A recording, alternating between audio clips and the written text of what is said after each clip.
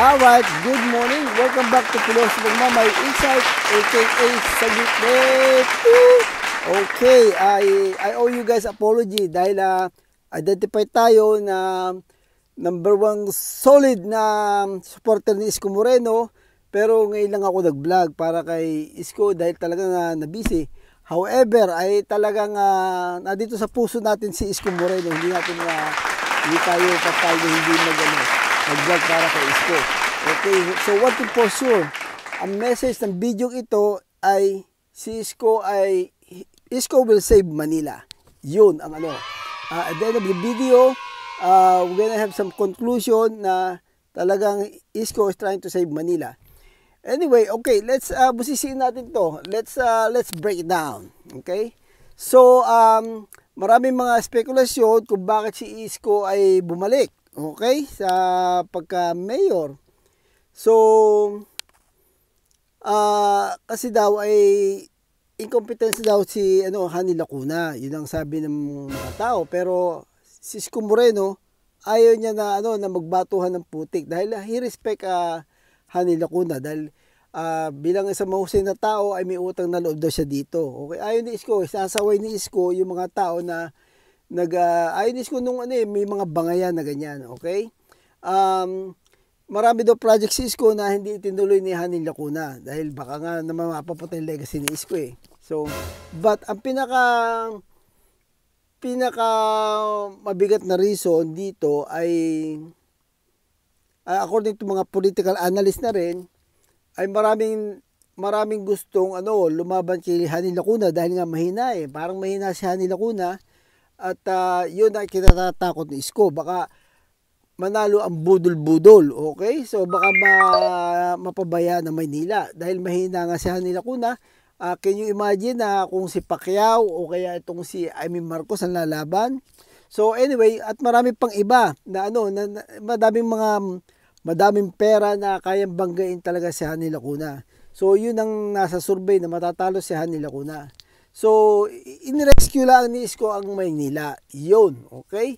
So nung si Isko na ay nalalaban siya, nag-back out ngayon yung mga lalaban dahil alam nila wala silang laban kay Isko. Dahil alam naman nila ang pulso eh. Kita mo naman si Isko pag pumunta sa talagang rockstar. Hindi kailangan ni Isko na yung gumastos pa ng pera. Kasi marami na siyang itinanim na magandang bagay eh. So anyway, doon naman sa mga konsihal ay nahati daw, ay siyempre, madaling ikampanya yun eh, sa paligid ni Lacuna eh, may mga pangako ganyan, at saka, alam mo na, at kung incumbent ka, marami kang pera, sabihin na natin na ang politika naman yan negosyo yan eh. Yun ang ating uunawain. Yun, okay. Kaya unawain natin kung bakit may mga konsehal na talagang ayaw kumalas kay Hani Lacuna. Okay? Business yan eh. Business. Okay. Anyway, isingit ko lang ito bago ko makalimutan. Okay, ito I will learn it from the last election. Okay? Alam niyo naman tayo, last election tungkol kay Isko ay talagang todo-todo tayo.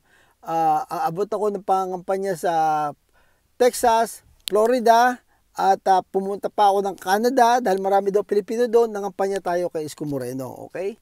So at dito sa Southern California ay talagang nag full time tayo pangangampanya kay Isko. Pero hanggang doon lang talaga.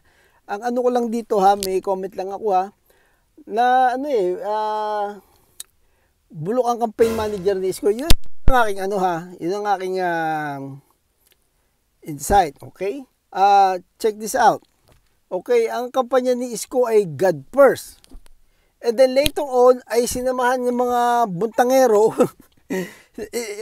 God First, and then pupunta sa tablado yung mga mocha girls. Not gonna make sense na nasira dun eh. At saka mali-mali ang mga advisor. At saka yung social media ay hindi, unang-una wala siguro ng pera. Walang pera ang Isko Moreno.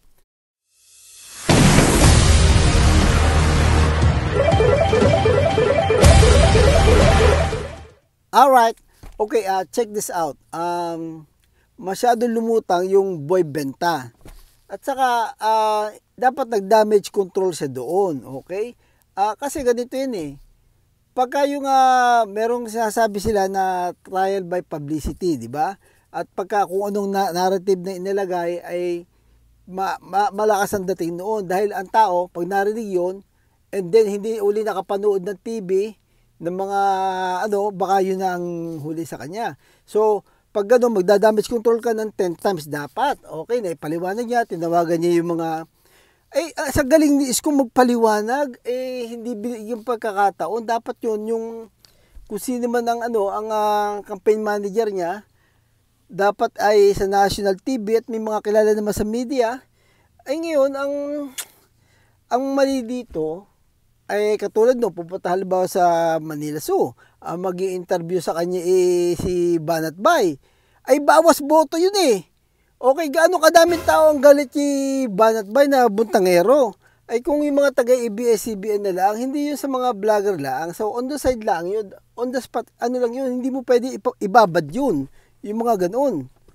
So, at napatunayan naman na si Banat Bay walang dalang tao. Okay? And then kasama pa yung isang yung bastos magsalita na vlogger na nangangampanya din si Isko Moreno.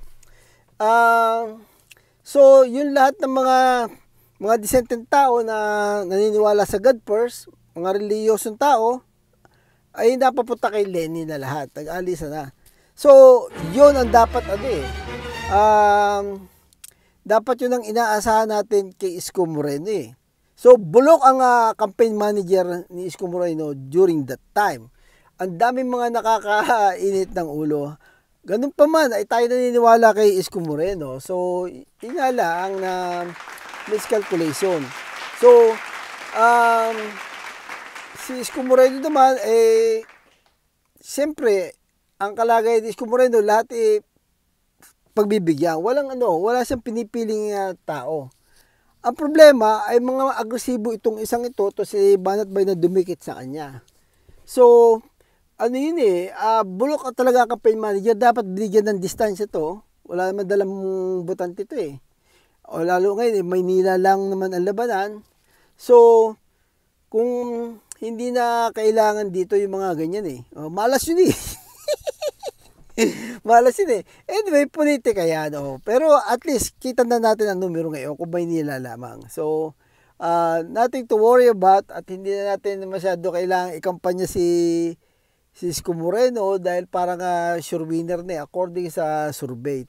Anyway, ang ating message dito ay si Isko, he only trying to save Manila. Okay? Hanil Lacuna ay nagbigay ng pahayag na bakit daw hindi tinupad ni Mayor Isko ang kanyang pangako, di ba? Na hindi nakakakandidato.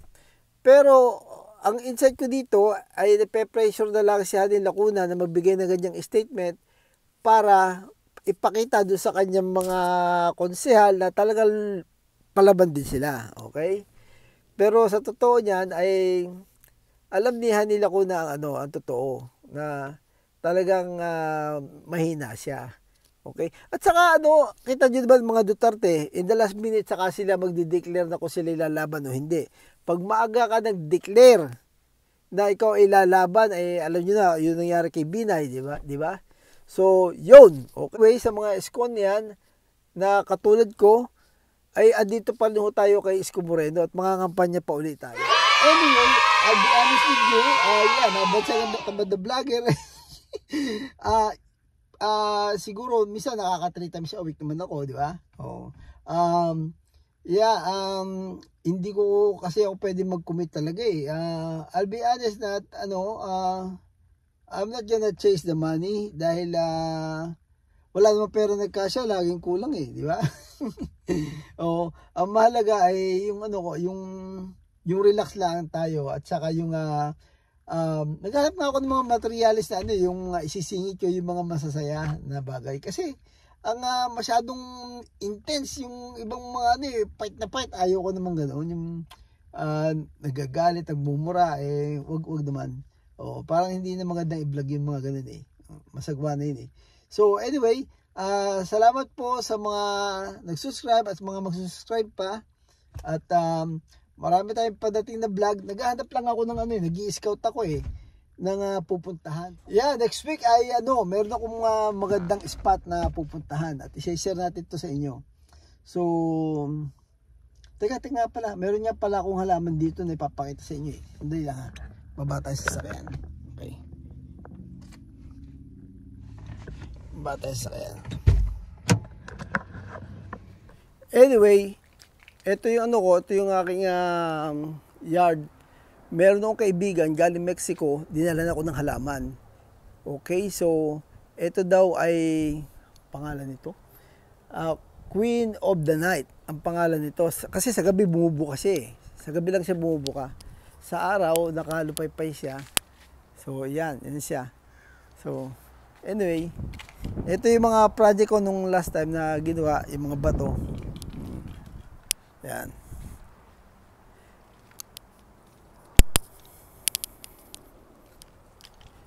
Okay, close up natin ito. Mamayang gabi, kukunin natin ito. Nabuka to sa gabi. Ayan.